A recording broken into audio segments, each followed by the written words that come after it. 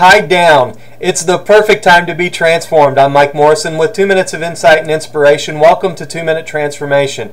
There's this miracle transformation recorded in Luke chapter 13. Jesus is in the synagogue teaching, and there's a woman there who Luke describes as being, quote, bent over and could in no wise raise herself up. I remember years ago I saw a young Chinese man walk into a church where I was preaching with the same problem. He had been bent over for several years and his back was horribly twisted. I happened to be preaching on one of Jesus' healing miracles that night, and he came forward for prayer. He left there standing upright and glorifying God.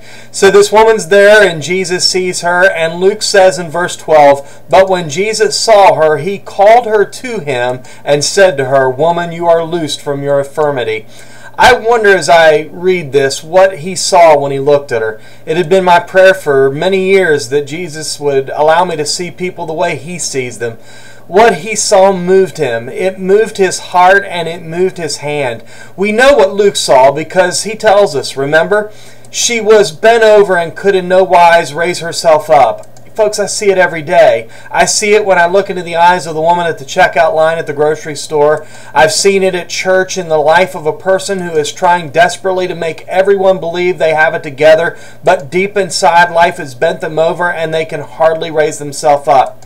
I see it in those who have the spirit of unforgiveness, holding on to their hurts, refusing to let go of the pain. They're everywhere if we open our eyes to see them. Multitudes of people tied down, bent over, unable to raise themselves up again.